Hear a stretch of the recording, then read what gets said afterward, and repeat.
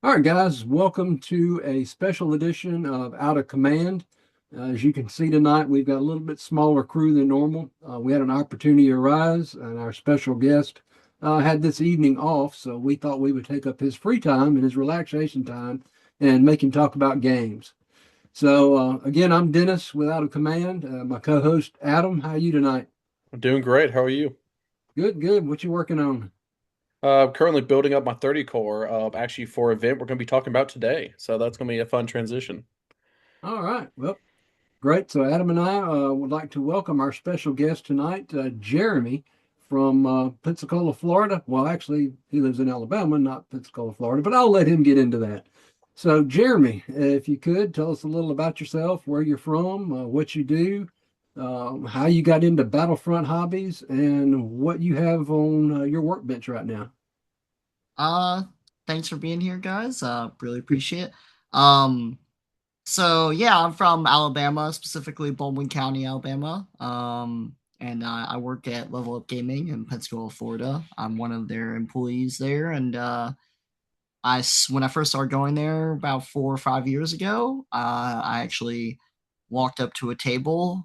More importantly, it was I think it was 5 tables put together, and there was the big Battle of Kursk going on, and I had an older gentleman named James, and he was like, "Hey, do you want to push around 30 T-34s?" I said, "I don't know what game this is." He's like, "It's called Flames of War." And well, after killing my 30 T-34s as an inept commander, I was hooked. I did as good as any other Soviet commander would have done. And then that was my introduction to Battlefront. And I've got on the hobby desk, not Battlefront related, but probably related to what we're talking about, overarching thing, very big battles of about 2,000 of my 15,000 points of Dark Angels I'm going to be putting onto a table into this upcoming week for a oversized game of Apocalypse. So Awesome. Warhammer 40,000. So one of the reasons we wanted to get you on here tonight is Adam and I have both been down to Level Up Games many times for different events, and some of our favorite events are some of the thematic non-tournament events that y'all put on. Um, and especially recently, a couple of them. One that I really enjoyed was uh, I call it, I guess, a homebrew event because you wrote the book for the event, and it introduced a whole lot more into the Team Yankee world, and I thought it was amazing. 76, 77 page book, adding in more Soviet, British, American. So yeah, we wanted you to talk about tonight what you do and how you create your homebrew. Okay, yeah. So I guess talking about the homebrew events, I And cannot how say you got I. into that. Yeah, I guess I'll start with where I got into it. Kursk was the first one that was really big. You know, that's pretty simple. Tank battle, build more table, put more tanks on. Anyone can do it. I think that was even on points. Balanced distribution. Each player brought a set amount. It was a good way of controlling the amount, and the restriction was, of course, only tanks. In this case, when I then played was D-Day, I think. And D-Day, if you're not familiar for Level Up Gaming, is I want to say about 12 or so 6x8 tables with unique modifications and rules. And this was the owners Jake and Will had come up with a system for it. So the landing craft had different handling capabilities, different tonnage capabilities. There was pathfinders for airborne, a lot deeper water. So you have like I think 4 feet of water instead of the Sea Zone Surf Zone out of D-Day America that you would see at your Battlefront publications. Um, and that was a direct inspiration. So as it was very much we have a group that is very comfortable with seeing an issue or seeing a thing that could be done grander. I would say is most of the time it's the magic show as I like to call it. I like putting on the magic show, and I liked when I was able to see the magic show from other people's perspective. I found I liked Team Yankee a lot more, and we hadn't really had a great spree of large Team Yankee events that were like D-Day or Market Garden, which we'll get into later. As I know Adam's working on his 30th core for our market garden. Um, but yeah, so I worked on a book. I decided that there were insufficient amount of entries in the Team Yankee index of units and forces available to represent some of the real world capabilities of both armies and the tactics they would employ. There's a good bit, but there was some stuff that was lacking. So I set upon 76 76 pages. It's called scale creep is what it is.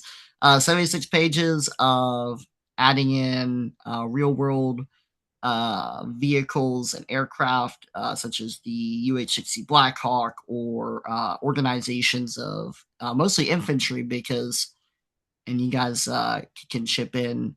I know you've been playing for a while longer. I get the impression that Team Yankee was created as a mechanized game first, tanks, and then knock on mechanized infantry. So up until the recent publication of Checkpoint Charlie, or I guess Fate of a Nation in Vietnam, they really try and have kept the foot rifle infantry out of the Cold War. Yeah, Although, we try to count the amount of foot only infantry in Team Yankee, and I think it was less than five entirely. yeah, Um, it's very small.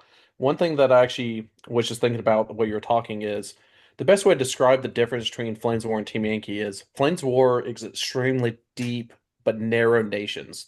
You have very you have your major nations, you have a few minors, but they go very deep into all their different assets and everything. And Team Yankee is very wide but not deep. I mean, they have double, if not triple, the amount of nations inside of Team Yankee, but a lot of that stuff is either repetitive or their books or codexes for 40K players don't have a lot of deep options for those nations. It has a few different formations and options.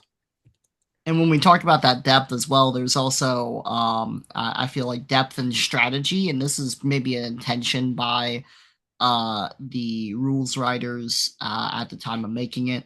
And you guys can feel free to corroborate this, or if you have a different opinion. But that depth for me is also tactics that you could do. I'm going to use example as World War III British is a faction I'm very familiar with. It's I would say it's my main faction, despite how much I've collected otherwise. Um, there is defense is their point of existence. They are there to defend. There's a lot of factions like them, which is definitely suited to a particular style of gameplay, and you're encouraged, if not outright told via the unit design, to particularly do something with that nation, with the exception of maybe America and Soviets, which have enough depth to do multiple different play styles. I mean, I think that's a very good take in general. Obviously, you can make any nation work in any type of thing just based on gameplay, but I do agree that some of them are set up in certain ways to be able to do that kind of thing. One thing that I think that Flames of War does a good job of that Team Yankee does not is Flames of War, due to the fact of how the previous editions worked and eventually how the different books or command cards in V4 is you can have the same infantry with so much different varied levels of stats and pointage that you can play that unit completely different. You might take a hyper elite Panzer Grenadiers versus a, you know, morale 5, skill 5 Panzer Grenadiers, and then those have completely different play styles just based on pointage and, soft stats.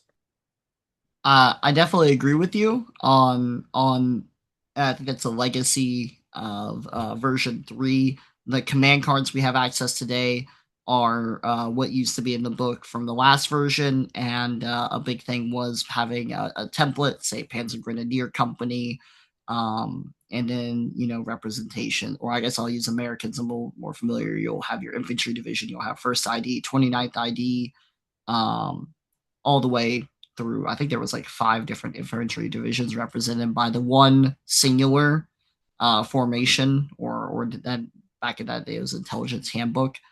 Um, and that gives you so much tools and or like kind of goodies in the bag to mess around with to make that perfect force composition for what you're trying to do. whereas Team Yankee is a heavy dilution of that army's full capability into 4 to 5 to 6 different formations for most what I'm going to call non-major armies. And I'll define major by United States. The Soviets and the Warsaw Pact are basically same but different. Not to be disregarding the Warsaw Pact book or Cuba from Red Dawn. And then I would say the West Germany is another major nation that got a lot of attention from Battlefront. I agree. Um, I definitely think that there's two major reasons why Team Yankee is like that. Is one, the non-historical aspect of the lore is what I'll call it for Team Yankee, since it's not exactly reality. But also the fact of the popularity. I mean, everyone already knows that Team Yankee, even though we all think it's extremely fun, is not the bread and butter of Battlefront. It's definitely World War II because everyone grew up watching World War II movies and everything. But I think that's the two reasons why. I'm hoping, we can get more customization with Team Yankee moving forward. So that's why I really liked what you did with your book. I know I helped, and I know Dennis helped, and I know a few others helped go over and look at all the things, workshop some of the rules, special rules you had for things, and stats. But you did a pretty good job of that. The other thing we worked on with you is balancing of points, which is that's when we found out that we have to tip our hat to Battlefront. People might complain a lot about, oh, this is not balanced too much, but doing homebrew stuff makes you really think about it's a lot harder to balance a game than you think it does. Um, I think you did a pretty good job of balancing everything, but obviously it's it's a very hard because once again, the deeper that pool gets, the harder it is to keep everything, balanced. You know, Very consistent. yeah, power creep and all that stuff. And I think that's an issue we had in actual V2 of Team Yankee as well, was the power creep. But I think overall you did a very good job. So, well, what was the process of how you started this? Like, I know you started with, I think obviously you started with an idea. So kind of go over the outline of how this all came to be, and then kind of get into um, the more in-depth stuff we can talk about in a little bit in a second. But what was the general outline of how you got into this idea? Uh, I'm going to focus on. We'll talk about the Greeks later, but I'll focus on the Fold a Gap event that Dennis got to experience and the creation of the book. Um, I mostly it was kind of a Dear Santa list. Again, kind of talking about not knocking out Battlefront, although I understand that you can't pursue every single to the we'll call it the war, every single unit and regiment and specialized detachment. Given that it's the war that never really happened, and a lot of them would be reformed or or disorganized or going somewhere else into the Gulf War of the war that actually happened. So it would have been very niche, already into a niche game. However, as I play Team Yankee avidly, there was a lot of gaps. I'll use a great example of one that my boss and I bantered for back and forth as almost a common just wish we had it was there's a lot of NATO nations, my Brits included, that have the reconnaissance company of some kind, armored car company. If you play Flames of War, is a thing that is very much well alive and well in the Cold War thriller of Team Yankee. But then your blue force has that, and then your red force has no similar detachments. So when you want to play those quick skirmish battles, or you want to have the giant four table mega battle representing the Folded Gap in its entirety, you don't actually have a great skirmishing line. You just have straight what I would call your main body formations, your tank formations, or your motor rifle battalion, and with maybe a scout unit. Um, in real life, the Warsaw Pact, Soviet Union, did in fact have I think it's part of the motor rifle division, a reconnaissance battalion, which then would be spread out to companies alongside the battalions of motor rifle or in the tank battalion. So you might see a company inside of a battalion, or in this case, they abstracted to a platoon inside of a battalion. So I decided with the same way that Battlefront does, a little bit of extraction, a little bit of distillation to a playstyle. Wouldn't it be fun if you got to attach tanks into your BMP scout companies and have these reconnaissance and force, and per Soviet doctrine, a reconnaissance and force detachment that has a little bit more kick to it than maybe the NATO nations, but you could play a relatively balanced game because instead of facing 5 to 10 T 55s or 72s, you're facing one embedded into a unit of BMPs.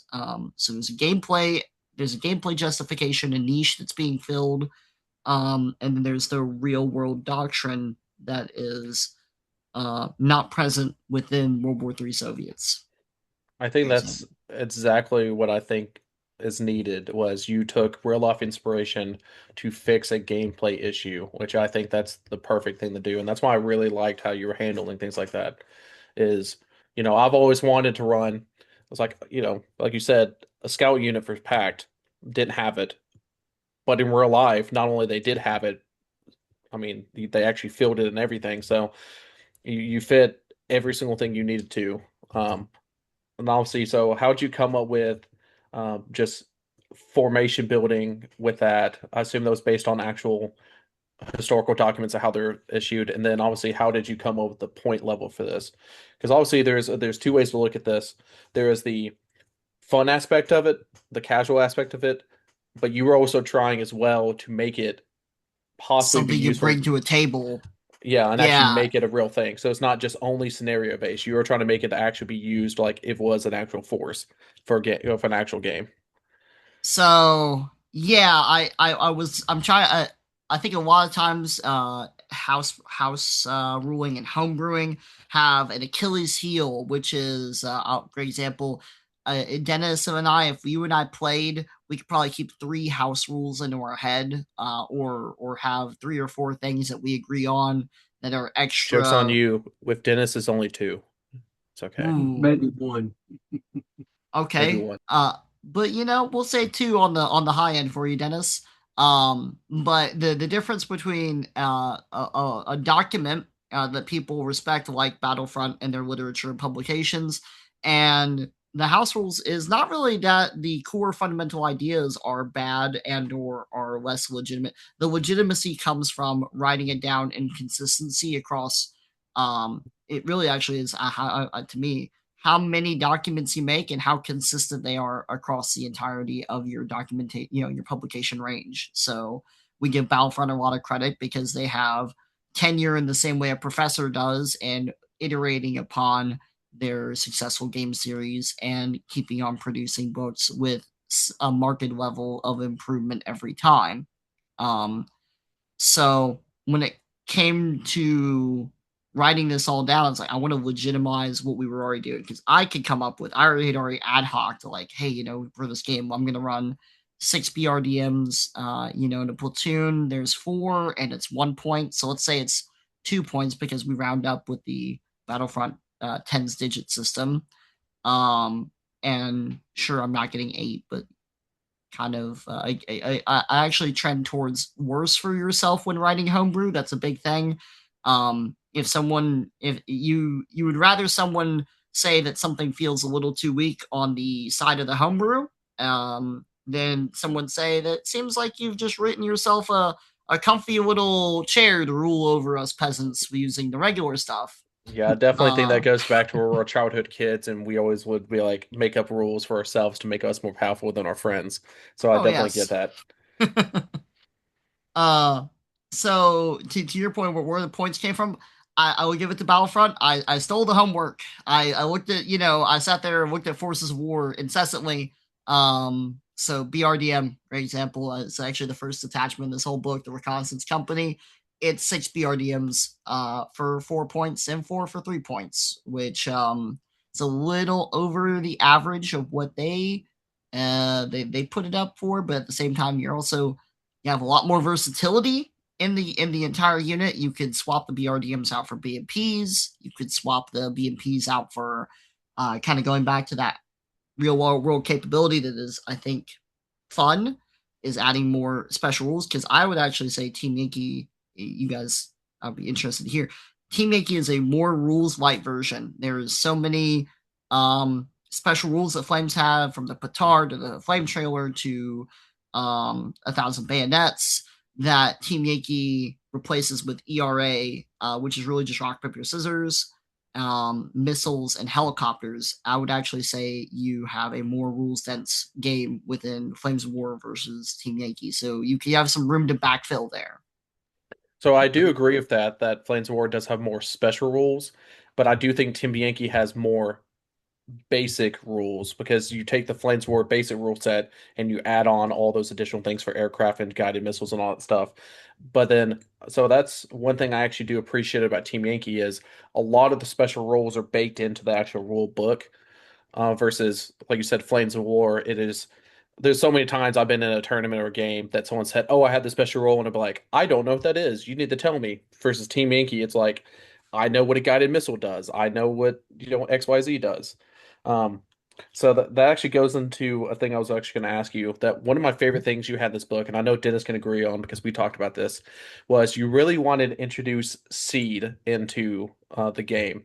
And you use existing rules and existing systems to help create that to once again fill a gameplay niche as well as a fun thematic thing.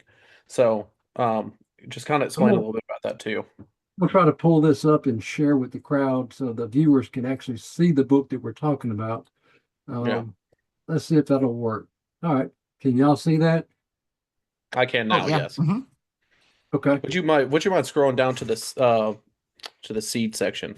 So I Yeah, I mean, believe like he, it's I page mean, 23 for the Soviet one. Although you can pull the probably it's easier to pull up the There we NATO go. one. But 23 will work. Yep. So the Soviet SU-24 fencer. so Yeah, when so go ahead. before you go in, so when we're mentioning this, I mean, he actually put in basically, besides like the history and stuff, an actual book that Battlefront could have released with all this crap without the pictures, without everything. I mean, he put in a lot of work on this, and I was very impressed. He even got them printed and handed out to players for at his own expense. If someone would have came over here and said, added some pictures, added some descriptions, and handed me this book and said, "Hey, here's the new book of Flames War." I mean, Team Yankee. I could have believed it because he did an amazing job with this. Yeah. Let's look here real quick and then we'll jump back to C, but we'll go look at the table of contents here so the viewers and some listening could hear us talk about what's actually in the book. So, um, Jeremy, if you can see that, the table of contents here, if you can kind of go down Oh, what sure you think. thing. We'll just rattle them off real quick, just and maybe with some brevity for things that maybe are repeats. But yeah, that reconnaissance battalion, that's gonna have that reconnaissance company we talked about. Some Spetsnaz because everyone loved the special forces for Nam, and why not have it here?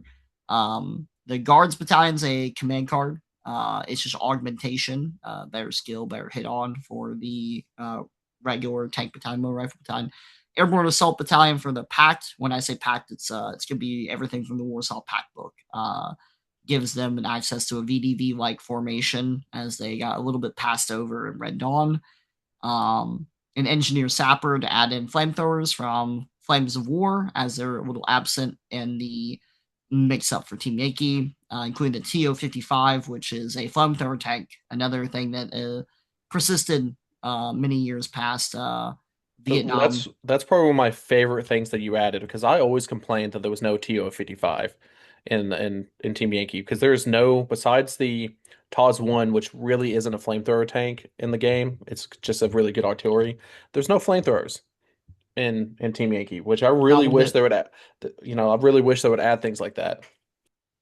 Yeah, especially I understand was with dwindling in the armories of the nations of the Cold War. However, it was not gone in a lot of cases, especially for the Soviets. The Soviet Naval Infantry. So that's going to be your engineer sapper type assault, shock assault infantry battalion. You trade good equipment for better or trade bad equipment for better stats. The Soviet naval infantry were not preferred for their allotment of vehicles, and they also had to take lighter vehicles for the naval invasion or naval landing part. However, they had a water line behind them, so they were quite aggressive troops. And the return of the PT-76, which was an existing model from Battlefront, that is absent in the game. I Uh, definitely love that you introduced that right before they brought out Checkpoint Charlie, and you were talking about. I was like, I wonder if I had the stats correctly because I'm just using Fave Nation and all that, and then you were like, man, I was right. trust me, we'll get to where I'm salty at the National Guard M48s, and there was maybe a couple of people that told me it's like that's a little bit too much out of the scope of the game. All I'm gonna say is, I think you're the reason why Battlefront did it. This you did it first. Who cares if they started it before you? Though we don't have any evidence of that. The SPG-9, one of the most widely used recoilless rifles in pretty much the world, actually. It was bought by literally everyone, and they're still using it today. There's a mini Toyota Hilux that has that thing strapped to it. For the naval infantry, the T-55A Naval Company, which has the T-55. Anyone actually question is all right to talk about 3D prints. It's kind of integral to this whole thing. Oh yeah. I think we'll be fine. Um, This is already a fan made project, anyways. Yeah, I was gonna say there is if you're a avid collector for Battlefront miniatures, there's a lot you could convert. However, there are some representations in this which I specifically cite a real Battlefront you can use just the same way of a command card. So, for instance, we'll get down to like the Soviet Su-24s use Su-17s from Battlefront, or you could use a 3D printed miniature or diecast or representation of. But the T-55A is the one that has the ERA on it, a T-55 with ERA, which we always like our ERA kits. The Naval Amphib Tank Battalions are just basically the PT-76 and the T-55A and a tank battalion. The Ka-29TB is otherwise known as the Helix, kind of going down to the Naval Infantry Air Landing Company, is a very cool looking helicopter. It's a twin rotor, and that was specifically for the Naval Infantry. And then Always love that stupid looking helicopter. It's one of my favorite helicopters because how dumb it it looks looks. so dumb. I love it. And then Yeah. we get to preliminary bombardment. So that's something I reintroduced was the command cards that are I'm going to call them non-tangible assets, not models on the table, but a ability or a stratagem if you're playing Warhammer 40,000. Um, a stratagem type ability. So preliminary bombardment is very similar to like the mission modifier. Roll a 4+, bad things happen. You get hit by I believe I called it a BM-21 hail bombardment.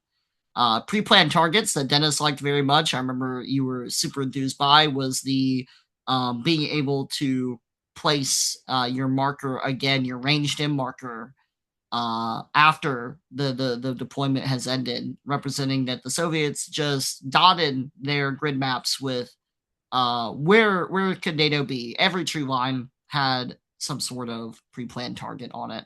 Especially they were the aggressors, so they were ready to anticipate a stern NATO defense. Um, Going down here, switch coordinates. Switch coordinates. I believe was another. I want to say pre-planned targets was maybe putting out two, and then switch coordinates was the one where you get this to replace one. Schwerpunkt was for the East Germans.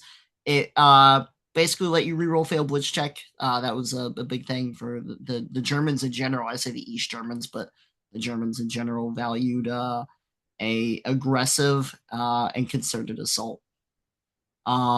Soviet frontal aviation officer, it lets you call in a singular non-attackable. Well, you could attack it with AA, but a singular strike from six aircraft at one time only. And this is assumed he's one of the guys in the HQ stand. The seed strike, which we were just about to talk about, we can talk about seed in general afterwards.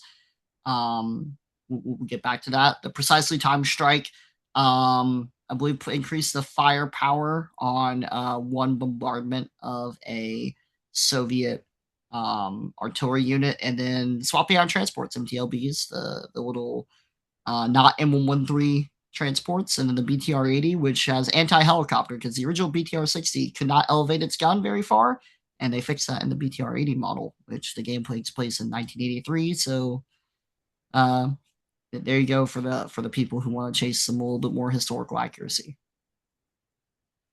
Yeah, here's the next page. It goes Oh, into wonderful.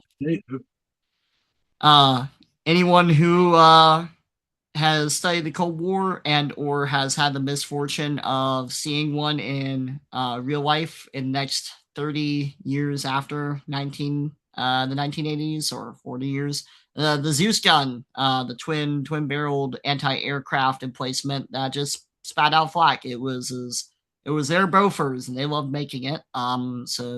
It's also what it would be on the ZSU 57-2 represented in Oil War, Fave Nation. That older platform. It's just that, but on the ground. So it's cool little AA nests. You also get to make them as nests, which is a concept I took from D-Day Germans, the pack front.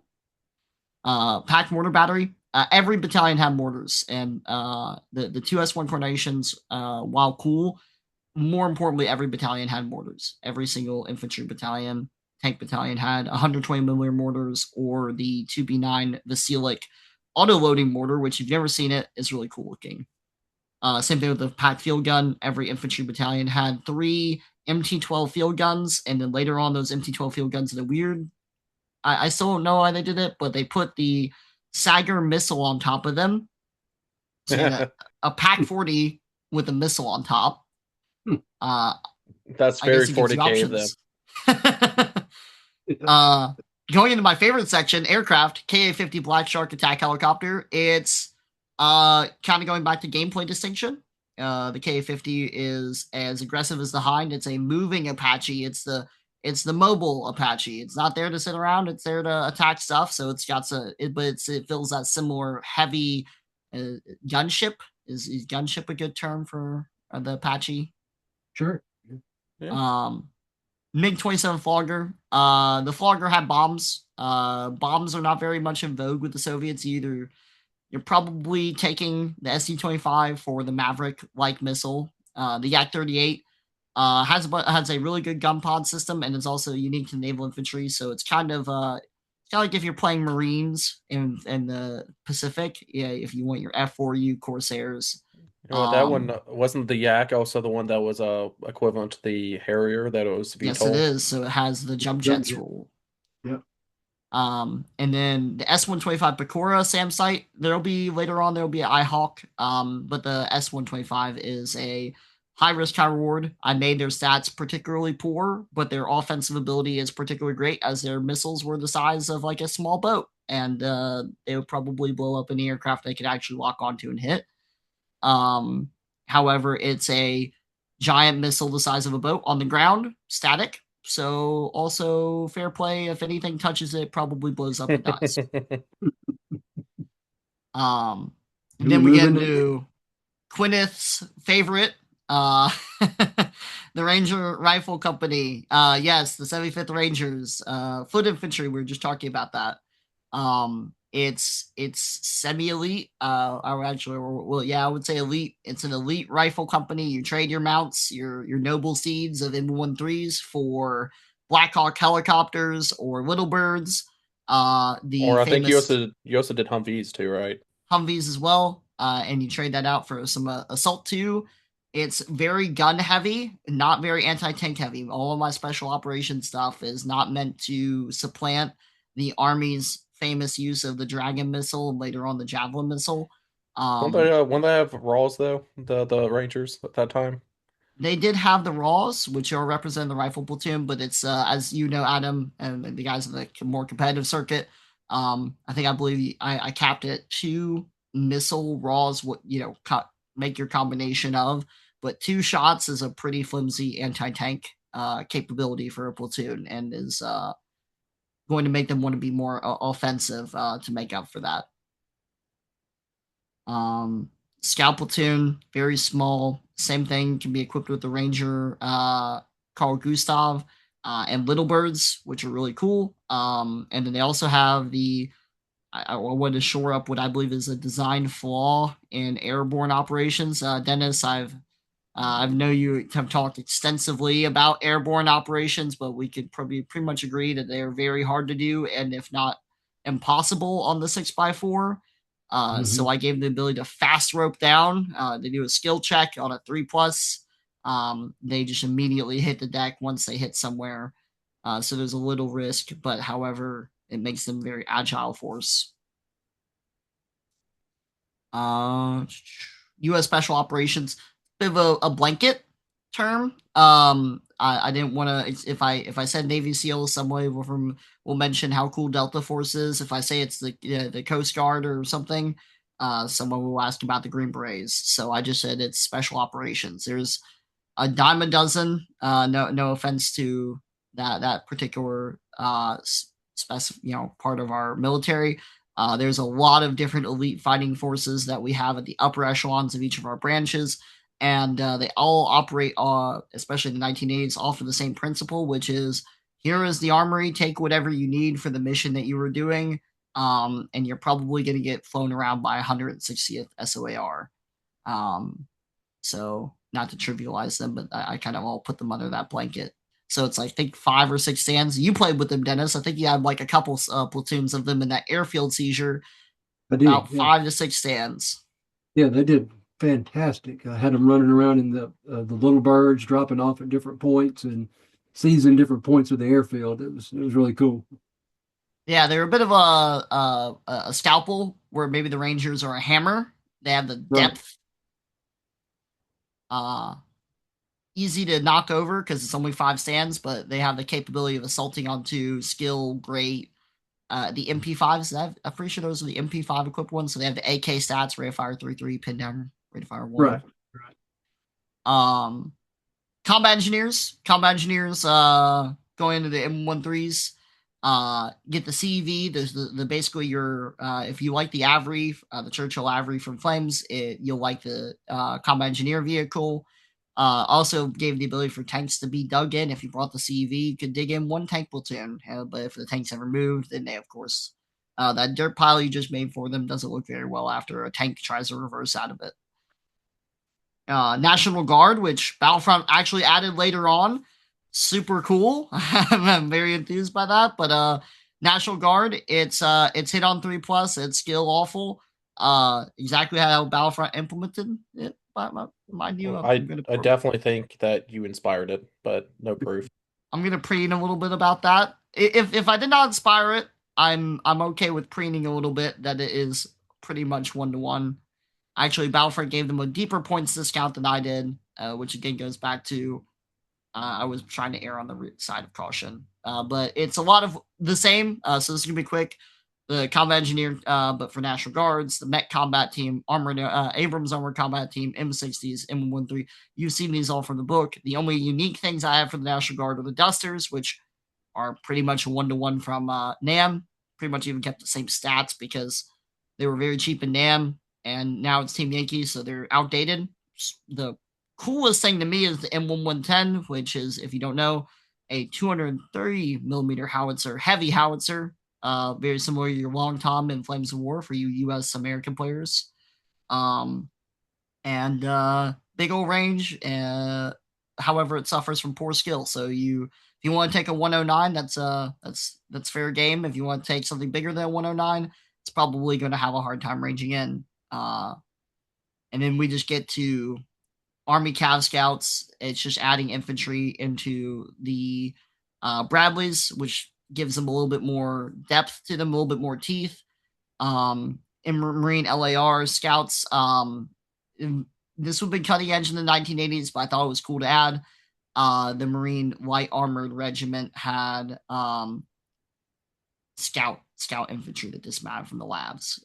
So adding in that same capability for the Marines, giving the Marines Humvees, which you'll see in the Gulf War and in GWAT, for those who want to add in that stuff for later forces. And of course, the famous Marine Scout Sniper teams, because Sniper was a cool rule in Flames of War, and doesn't mean it can't be cool in Team Yankee. 82nd Airborne giving them the Blackhawks, so they have that little bit better of sats, and of course the fast rope.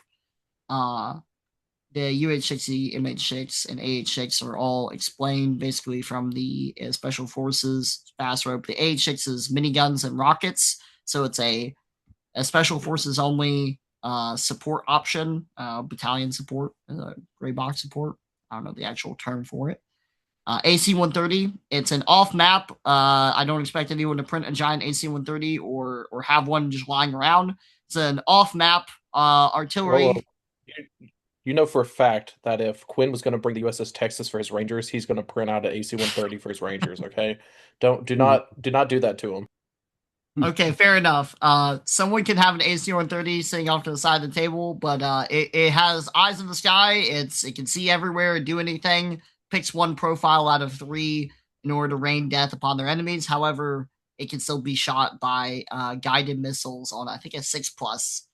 So it's the ultimate bit of a glass cannon, if you will. Um, which if you guys have heard any of the talk in like military circles about non-permissible air environments and permissible air environments, it gets lumped in with the A-10, and a lot of the talks of in a proper peer-to-peer conflict would the AC-130 even show up. My answer is that AC-130 is really awesome looking, and you're paying naval gunfire points for it. I was So going to say roll. I was going to say roll cool, baby. real cool. F-16 multi-role fighter flight. Completely rule cool. I have four of them, and therefore their four of them shall exist. I did give them laser guided bombs because that's pretty neat. I'm pretty sure I also gave that capability to the MiG-27. So you get to ignore the range in for terrain because paint that laser and those bombs get there. The A6 Intruder of fame and legend is one of the best naval aviation aircraft. You could go find it in NAS Pensacola, sitting proudly where it should be. It was able to carry the highest bomb load of any aircraft in the Cold War. And people found that out in the Gulf War whenever the Marine Corps and the Navy used them.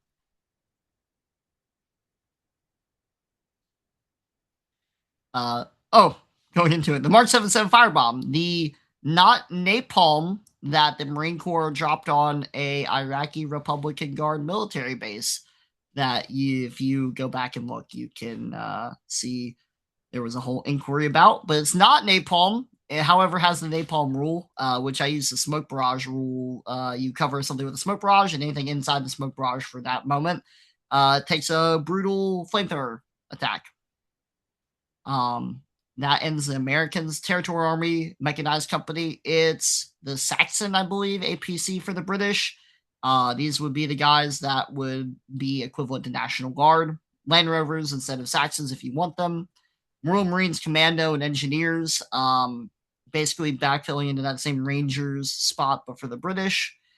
Same thing with the Special Air Service or Special Boat Service for the SOCOM for the Americans. Tornado or Jaguar, that's just two more aircraft flights. I threw in some more weapon profiles for them, but it's mostly to represent a more holistic model completion than just the Harrier for the British. The Buccaneer target destination flight, it goes back to the laser designation. They were interesting. They would be put one into a flight of aircraft to paint targets for laser guide bombs. It couldn't carry them, so it was interesting kind of Vietnam pink team thing. You'd have one that carries laser guide bombs but can't laser designate something, and one aircraft that can laser designate something but carry no bombs. Rapier SAM site, another one of. It's about to say the next like 5 or 4 out of 5, you definitely beat Battlefront 2. I was gonna say Rapier SAM site. Thank you, Battlefront. Couldn't have done it without you. I made that. This, by the way, I started working on this. Just for anyone who sees my little smile and thinks, "Man, you're really too happy with yourself." They made Checkpoint Charlie like half a year ago. I started working on this, the bulk of this, about July of last year, if not later. Then, even though, and then this PDF came out in October, and there's still a Facebook event up on the Level Up Gaming Facebook for this to backdate this. The Territorial Hare M48 Panzer Company. It's M48s. They had tons of them. It's the West Germans. I like running reservists. When I do big narrative events, it adds a little bit of depth because you can go through and have battles between second tier units, which are a lot more closer in skill and a lot more closer in having bad equipment. So it doesn't drag out. It drags out a little bit more rather than elite tanks fighting elite tanks, which is usually either going to be a slugfest because they can't hit each other, or just one of them is going to shoot and wipe the other off the map. The Krakow half-ton cart. It's a go-kart. If you ever look at one, The Weasel is actually from 1995. That you see in the Fall Shoemaker Company. That's what they would have actually had, which would be an unarmored go kart. However, I am trying to imagine a resin metal kit from Battlefront of the Kraka, and I'm okay that they made the Weasel. The F4F Phantom, they had a ton of those. Just that was a minor tweak. It was mostly so you could use accurate planes. Going into what I'm going to call NATO general stuff. It's for all the NATO nations, and then some of them for all nations in general. Engineer platoon for NATO. You take a mechanized platoon of your choice. It's an engineer one. Gets Pioneer. Pioneers for Flames of War. Super simple. Forward air controller. Gives bonuses. Removes the range and penalty. I think it lets you reroll 1 dice for first range attempt. M110 field battery gives it the United Kingdom and the West Germans, which had them in place of M109s. The iHawk, same thing as I said about the Pecora SAM site. The Wild Weasel Seed Flight, we'll get to see it later. Soft Skin Transport, this is for everyone now. Soft Skin Transport, it's from Flames. You know what it is if you have played Flames War. Rotary Observation Aircraft, it's the same thing as taking the OP, actually takes that same slot. It's a helicopter, it's a singular. I don't really go into which one you should have. A quick couple of Google searches will probably yield an acceptable helicopter. And since you can see aircraft at all times in Team Yankee, take the biggest one, take the smallest one. It doesn't really change much. Towed artillery, same thing for Flames War. You take as many trucks as you need for as many guns as there are. Battalion Talk is interesting. It was a 3 ability unit. You had a battalion commander. You give up the ability for the commander to move, but you can make 1 unit on the board reroll their morale as if he was next to the formation leader. And then there was air liaison and artillery liaison that gave bonuses to air and artillery, 1 unit apiece as well. Counter battery radar, a pet peeve of mine. I will go into for Team Yankee because I've been playing a lot of V3 recently. I think it's very dumb. The artillery can hide behind forests. It really removes a lot of counterplay because more than likely it will never be removed, depending on terrain placement, and or be the last unit to die in an average game of Team Yankee. So counter battery allows you to shoot artillery that has shot and place a template back on them with some a negative modifier +1 because you obviously can't see them. You're using a counter battery radar. Door gunner suppressing fire is actually a bit of a typo. I didn't know how door gunners worked, so I basically rewrote the door gunner rule and thought I had done something really interesting. However, it's just door gunners, so we're going to go past that one. And that goes back to it's hard making rules. Lucky, it's Lucky from Flames. And that's it. That's table of content. 73 or 72 different individual entries. You Cool. did you missed the ground surveillance radar team. Is that the one? Yes, sorry. Ground surveillance radar team. It's Eyes and Ears from V3 in Flames. If you're not familiar, for the V3 has been a decade ago. If you're within 18 inches of a unit, you can do a skill test and remove their concealment, or they're gone to ground, specifically away from them for the rest of the round. So you got some skin in the game. You had to be close to them. However, it keeps those pesky NATO nations and or Warsaw Pact, although I really envisioned it with NATO, from constantly claiming that they're 7+ to hit because you're Warsaw Pact and you can't hit anything for. So I do want to talk about that one because that's actually a thing I've talked about very recently with a lot of the tournament players that played V3, that all of them miss Eyes and Ears because they really think that it would give scouts more gameplay. And there's been multiple tournaments that I've been to where somebody would just sit there on an objective in a wheat field or whatever, and you can't kill them with your tank, so you have to find a way to assault them. And it'd be very easy if there was ability to just get rid of it on the ground like that. But like you said, there has to be downsides to it, which would have to be your scouts very vulnerable, have to be very close. So I think it's a rule that definitely should come back in version 3 of Team Yankee or version 5 in Flames War. I miss it as well. I miss it greatly. Although I've only just started playing version 3 due to a preference for a lot of the nitty gritty that they got rid of in version 4. which is neither here nor there. But I think Eisenhower's was a fantastic rule. Yep, I'm just going to pull up. There we go. There's the seed. Going to talk about that and look a Oh little yeah, bit more depth of how you've really created each unit on that table of contents. The seed, it started again from the desire when we were playing really large battles. We had already came up with a rough working framework of it. But anti-air, especially massed anti-air, especially when you're playing a large game of Team Yankee, is very non-interactive. You either have anti-air or you don't, and if you do, um, you're not limited on anti-air. I could take 6 Gepards, 6 Rolands, and 6 Fliegerfaustes, West Germans for when especially playing larger games for a nominal amount of points. But by rules, you can only bring 1 flight of aircraft. And maybe let's say you can bring 3. On average, you might only get 1 or 2 in. And on average, then I can shoot you 3 separate times with anti-aircraft. So something to even the odds, kind of introduced where fighter interception from version 3 was.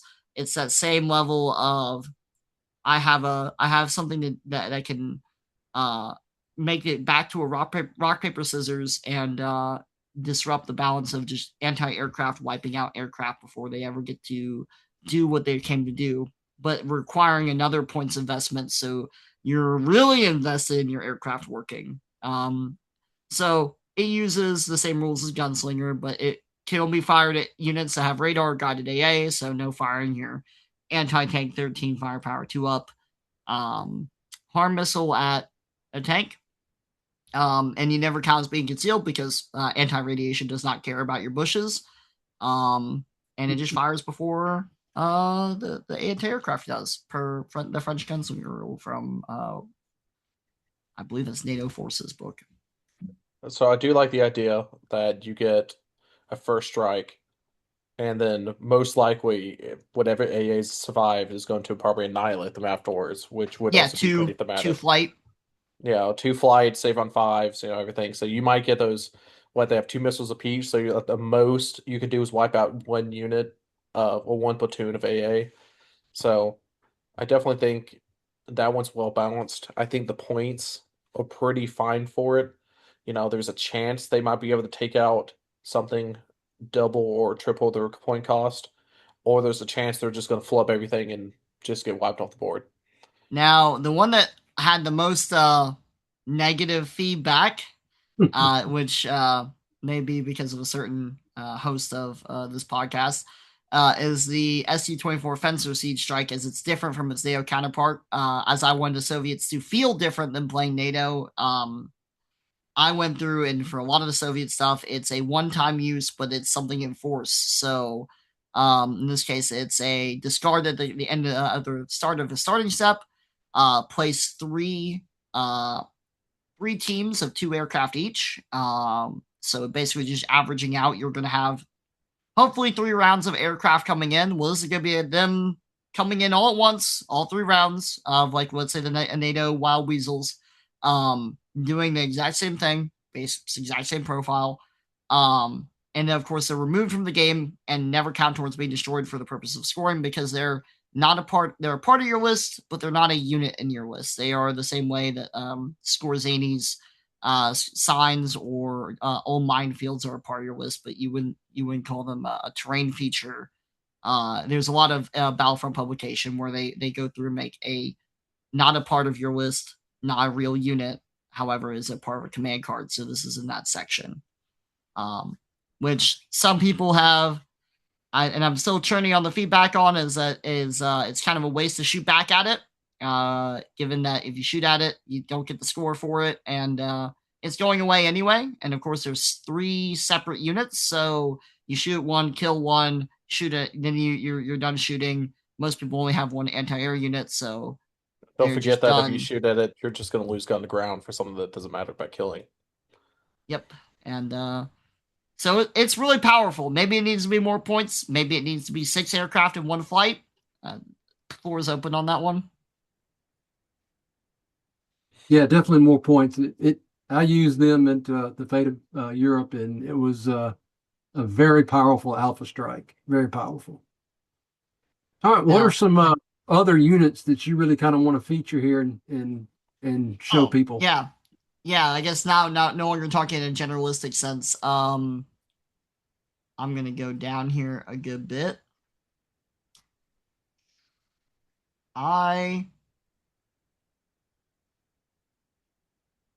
if I had to go through and make like a top three for like feature showcase another, probably the Ranger Rifle Platoon. Knew that was coming.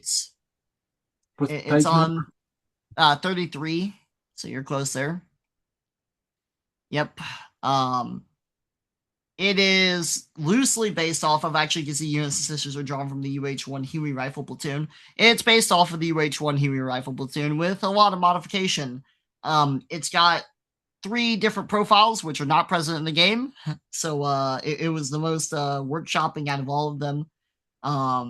You have the Assault 2 Plus from Flames of War coming back around.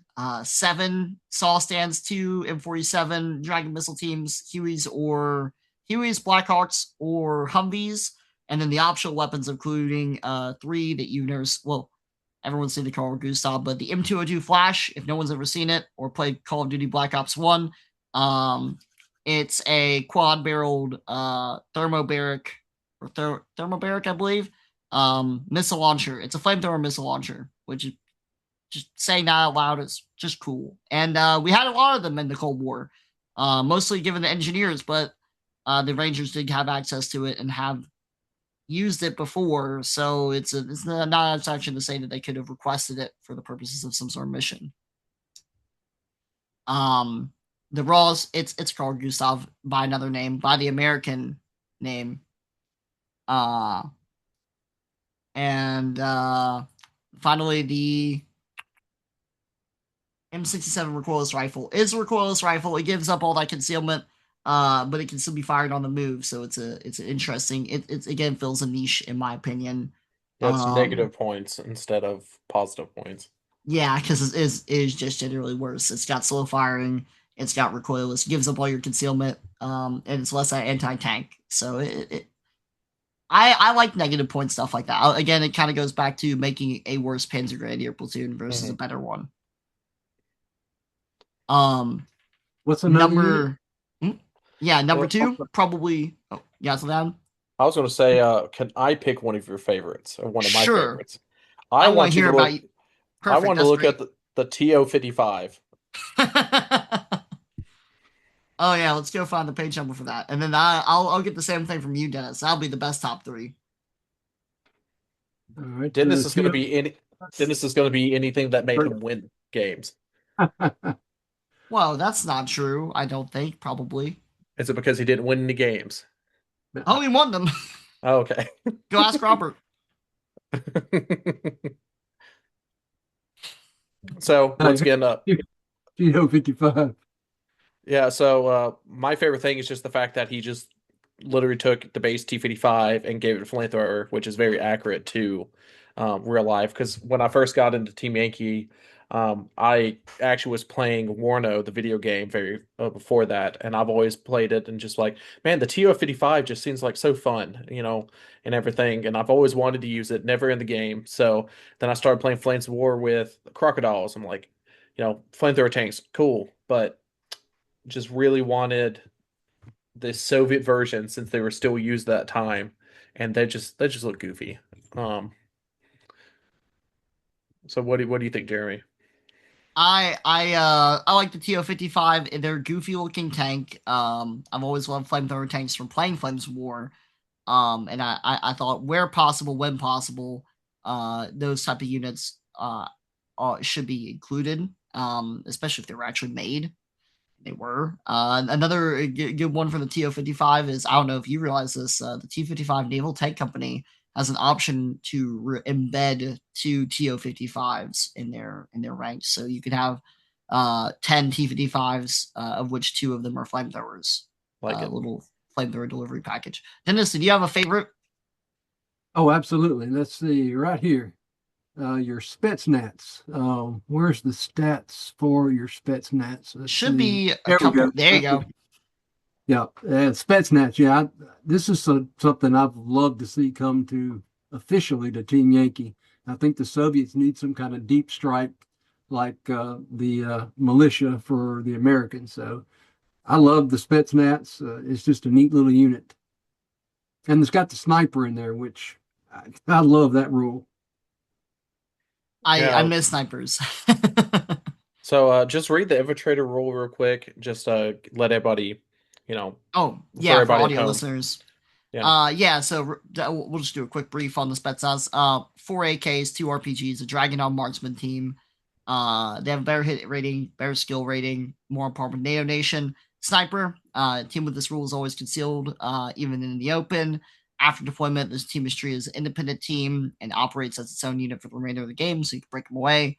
Um, when this unit hits an enemy, it's automatically pinned down, which is a holdover for Flames. Infiltrator, a unit with this rule may be placed in ambush regardless of the number of units, so over the allowance if you have an ambush in the mission modifier.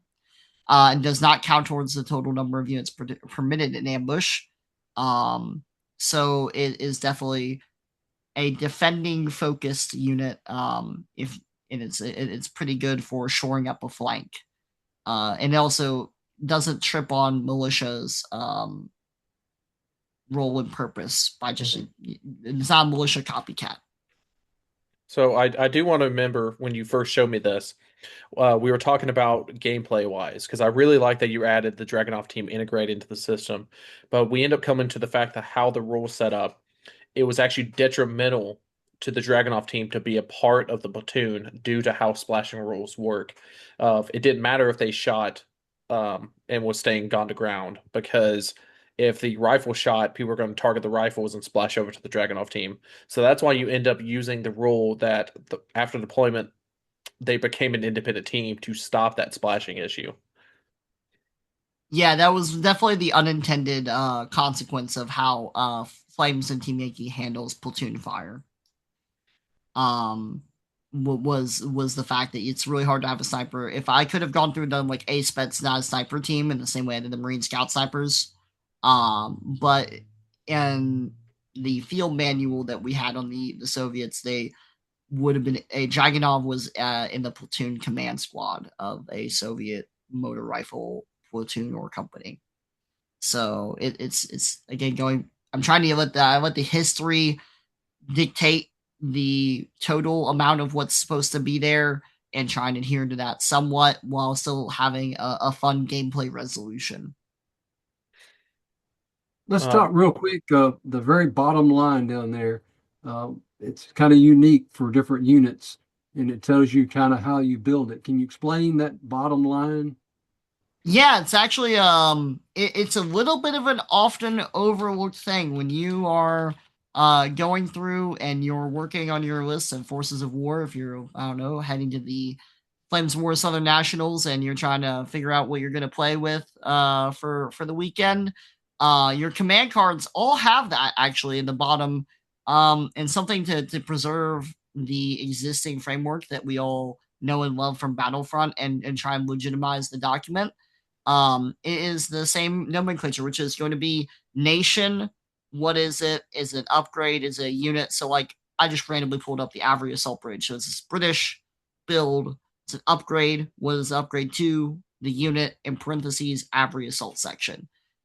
So it's a bit of a shorthand guide to what you're supposed to be doing with that. So if I go back to the Zoom thing here. it definitely took me a long time to learn that when I first got into Flames War about how that was structured. I went through and named every nation that can use it, so that way you can understand it's not just Soviet, it's Czechoslovakia, East German, Poland, Soviet. It's a build, so therefore it's in the Air Force organization, and it's what unit does it augment? It's the what unit is in. It's the Pack Reconnaissance Battalion, or in this case, it's a unit a part of that formation. So I Let's know we're pick. getting. Sorry, Yeah, go ahead. so let's pick one more unit to kind of look at. I know we could go through this all night long, but we're Oh yeah, getting kind sure of thing. low on time. So pick one more unit that you really like, and let's look at it. All right. Okay, go to the table of contents. I can give you a page number. Um, me.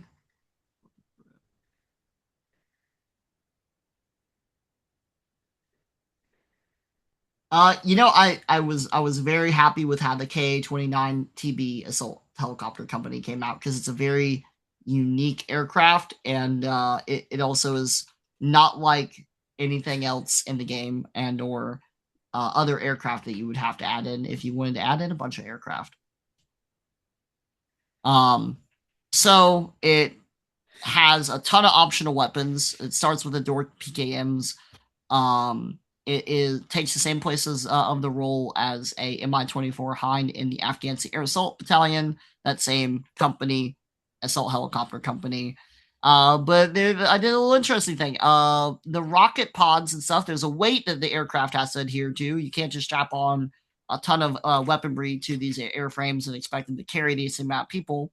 So you can turn them into gunships by adding in the UB-32 rocket pods or UPK gun pods, which are all external mounts to the aircraft. But you lose one passenger team. Um, and you can swap your AT-6 spirals, or sorry, your AT-6, or sorry, it's gun pods for AT-6s. So you can turn them into navally themed Hinds very easily. I do not allow Spiral 2. Is there a second tier unit? Get back to the war side of things. But It also does make sense because, sorry, give me just 1 second. mhm. Um, a lot of Russian doctrine was to have their transports loaded up with gun support or like weapons to support their landings. That was also a thing they did with the hips and everything as well, as they would put rocket pods on them, so when they took off they would be able to give minor support with their hips and everything. So I do like that you did that. I also like that you did adhere to the real life lore of weight. So you did have a downside. That's one of the biggest thing about when I try to homebrew things as well, not as extensive as you, is you always had to look at the positives and the negatives for each thing. A positive obviously is easy, but there has to be some kind of negative. That negative could be, like you said, lose a passenger, or it could just be a cost. It could be anything. And as long as you have to do that to keep things balanced, so it doesn't become, like you said earlier, like the Mary Sue of a unit. You don't want to make your cool thing the coolest because you're just, you don't want to be the kid that has like, my gun kills you instantly and stuff. So, Yeah, um, you definitely don't want to go through, and I think you have to maintain a purity of purpose when you're making a lot of these homebrew documents, as you're putting on the magic show for everybody else, not for yourself. Although mhm. you're a beneficiary as well. Like obviously, I've used all these units to some capacity or another, and I've 3D printed a lot of them to do as firestorm troops for those who attended the Fate of Europe thing. So I tested them. I then loaned them out to everybody. Um, However, they were not to given. I didn't create them so that I would have the best army in team making. I created them so that we could have the best army books for the game. So I do know we're about to end because we're about to hit Mhm. time. I do want you to kind of give a shout out to your upcoming event for Market Oh yes. Garden, to give out shout out to the store, when it's going to be, and just kind of a little bit how y'all do it differently than anyone else. Because I've always heard stories, and that's why I've been wanting to go for like 4 years now, and I'm finally get to go this year. I'm super excited that you are. Let me pull up the store's Facebook so that way I can get the right date, because that'd be a bit of embarrassment if I was like it's the such and such date and everyone shows up looking for the market garden table. So I was like, wait a minute. While he's doing that, just to give a little summary, um, I've heard whispers of this store way before I went down to Pensacola that they do Market Garden, where they had tables upon tables upon tables lining the store of just a single road, do Market Garden. And, like half the store um, was just a one long table for 30 quarter to drive down. They've had to change that due to gameplay issues of they didn't want players driving down the road for an entire day. But, just I've always heard about how accurate and how large scale their games are. They would have Eindhoven be three tables by itself, and each airborne player takes a company, but is representing a whole regiment of airborne troops dropping around Eindhoven or Arnhem or um, just one blank on the other city. But you get my point. I believe we're going to be doing it the 20th. It's not on our Facebook. I'll have to. I'll probably drop a comment down in the YouTube comment section where So it's the accurate date, or get you guys to update the description. I think I know the date because I was told it was September 19th. The 19th. Okay, That's yeah, that's that, what, that sounds about right. I was like, it's later in September, but it's not my thing. That yeah. sounds pretty much accurate, right on. So we'll say it's the 19th. It's gonna be a 1 day event. Yeah, quick shout out, Level Up Gaming, Pensacola, Florida. We have a ton of Flames of War stuff, a ton of Team Yankee stuff, and more importantly, a ton of tables to slam together. And yeah, the way we do Market Garden, as of most of our events, is very large. We did break down the tables last year in order to the main thing was turn desynchronization, which is a huge issue when you have generally more than 6 to 20 people trying to play one big game. That doesn't always pan out. So what we do is we'll have sign up sheets available for people to sign up for um, specific units, whether it's Conf Group Walter or Union or 30th Corps or the 101st Airborne, 82nd Airborne, um, the 6th Airborne Division for John Frost Perimeter, or the Polish that landed near Oosterbeek. Does not matter if it's historical and it's something that is covered in Flames of War. There's a sign up sheet for it and a points total. Um, and then you just get to either do the airborne drop from version 3, the fun little scattering around of your guys, or drive up with 30th Corps, and the Germans have to defend their bridges and towns to the last man before blowing up the bridges themselves across what is usually 7 tables, although each table is like either a 6x8 or 6x12, depending. Uh, Broken roughly up around the area of operations that would, a great example, it's Eindhoven, would have the Eindhoven and the Saan Bridge to the north, and then they would have where the Covering would be, which is near the border to Belgian territories. So you would have 30th Corps come from the south, the airborne drop from the north, Eindhoven's in the middle. A little bit of friction of Eindhoven. The defender gets to decide: do I want to go north and deal with the airborne, or do I want to go south and prepare for the giant armored column that's going to show up, although very slowly because of the marshy land, having to stick to the roads. That's one of the references of Hell's Highway, if you've ever heard of it described as for the armor guys. Um, so the idea is to have something interesting for the attacker, have something interesting for the defender. The should I go stay or should I go now? I think is fun for everyone whenever you play. Is that bigger table lets you create a more interesting story and more choices to grapple with for a commander. I'm definitely excited to go, and I'm trying to drag everyone. There's a chance I might actually be getting my brother to come down that's never played Flames of War. I kind of convinced him to come try out the game Perfect.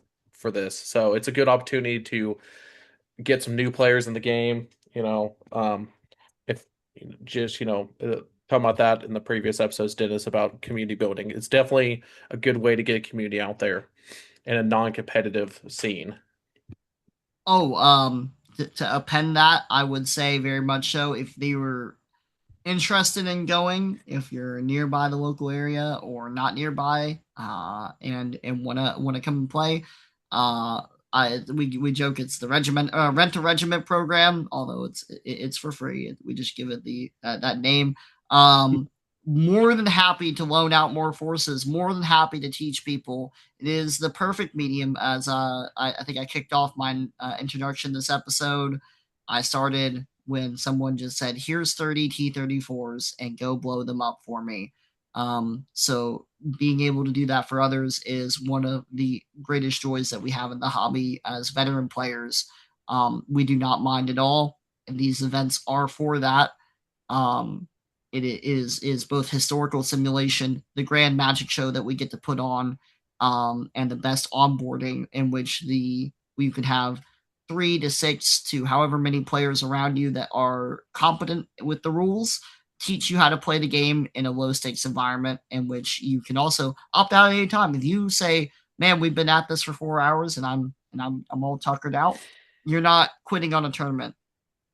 You're not causing somebody to have to take a buy round. You're here until you aren't, and we're glad to have you for every minute. Awesome.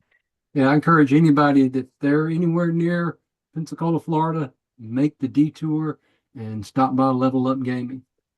Any event they have there, it's very easy to convince the family. It's like, hey, you want to go to the beach while I go play games? It's always an easy sell for me.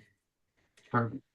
Well, Jeremy, we appreciate you coming on tonight, and I know we talked about Fate of Europe, which is a book that you have completed. You may go back and tweak some stuff, but you do have another project in the works, which is a Greek army, a Greek book. We'll have to come Hellenic back Army. and cover that. Oh yeah. But I don't think you don't mind sharing these with the community out there, so we're going to provide a link in the comments. I would love if somebody would take a look at it and would play with it and give me feedback. I did the best I could with it, and I'm very thankful for everybody that you see in that table of contents, for Adam, for Dennis, for taking their time out of their day and looking at it. I really am. I can't wait for you to release it to the public, Battlefront season, and then they add all that stuff into books, and then we finally get confirmation with your name in their book. Absolutely. Well, we appreciate that, and we will put the links to those PDFs in the description on the YouTube site. And any last comments before we wrap this up? No? I think I talked a lot. We appreciate you coming on, Jeremy, and we will see you in Pensacola again sometime soon. And with that, until next time, we will be out of command. Until next time, we are out of command.